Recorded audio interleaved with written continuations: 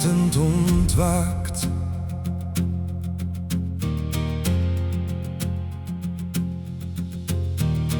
Nog voor de dag haar kleuren kent, trekt stilte langzaam door het land. Een bleke lucht, een zachte wind, alsof hier alles opnieuw begint.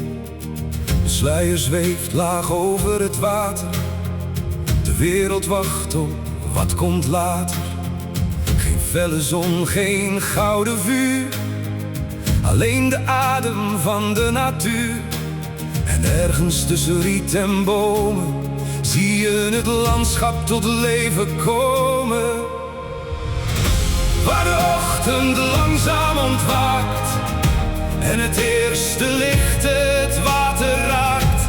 Waar vleugels stijgen uit het riet en niemand haast kent, niemand ziet. Hier spreekt het land zonder een woord, zoals het al eeuwen heeft gehoord. Onder een hemel stil en grijs begint de natuur haar eigen reis.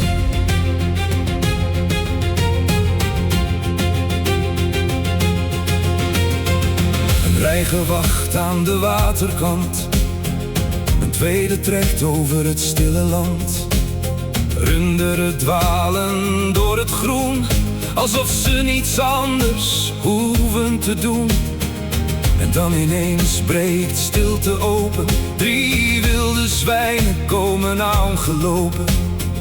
Ze rennen verder, verdwijnen snel, een onverwacht en prachtig spel. Geen camera kan het voorspellen, geen woorden hoeven dit te vertellen. Waar de ochtend langzaam ontwaakt en het eerste licht het water raakt. Waar vleugels stijgen uit het riet en niemand haast kent, niemand ziet. Hier spreekt het land zonder een woord, zoals het al eeuwen heeft gehoord. Onder een hemel stil en grijs begint de natuur haar eigen reis. Een wild paard dwaalt door het veld, vrij alsof alleen de verte telt.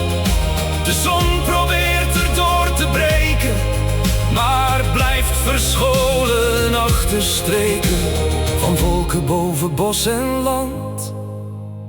Terwijl de nevel langzaam strandt en juist wanneer het licht niet wint, zie je hoe mooi de ochtend begint. Waar de ochtend langzaam ontwaakt en stilte plaats voor leven maakt.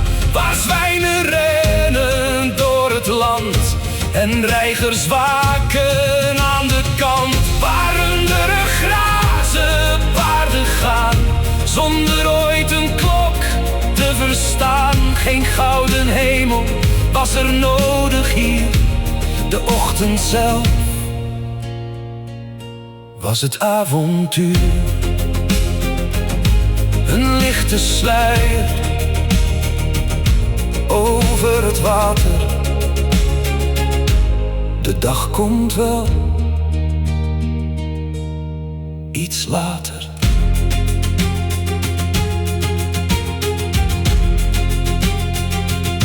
Waar de ochtend ontwaakt.